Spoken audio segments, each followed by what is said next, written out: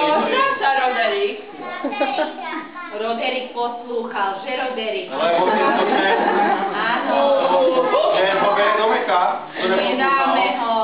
Kto bol dobrý?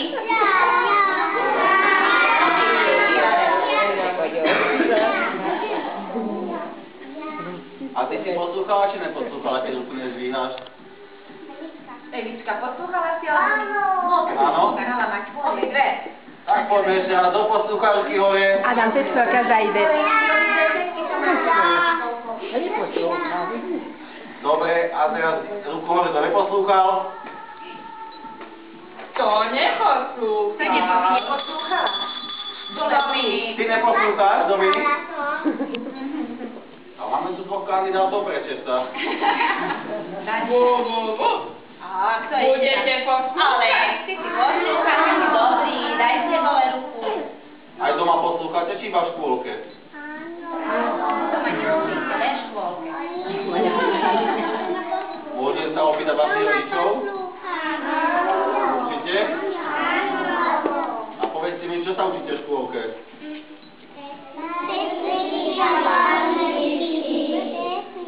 A aj mi niečo ukážete, čo sa učíte v škôlke? Ja som na to zvedavý, a keď sa mi to bude páčiť, tak dostanete nejaké darčeky odo mňa. Dobre?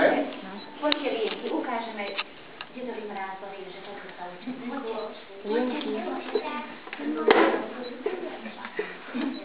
Lienky, choďte. Adam, Perko, Šáruky, šatničíme, Adam, pomene sa. Adam.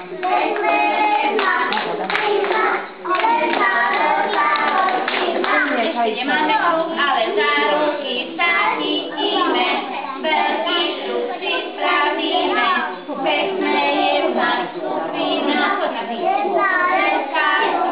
Katika, poď medzi nás. Kto neposlúcha? A ideme tancovať spolu? Áno. Ideme tancovať s Mikulášom?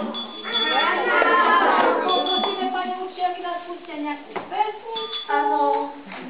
Ale poďme všetky deti, všetky. Aj vy tu tam sedíte.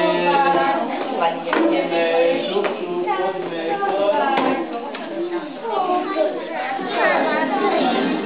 Poďte, malé deti. aj malé, poďme, poď.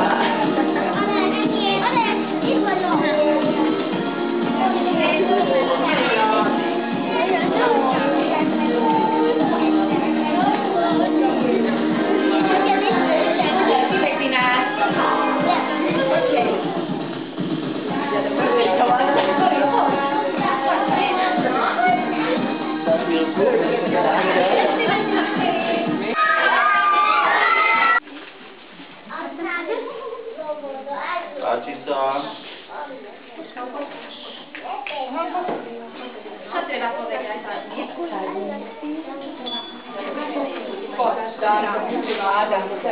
Čo treba povedať? Nezabudnime na starovené, čo to bude. Treba pekne poďakovať.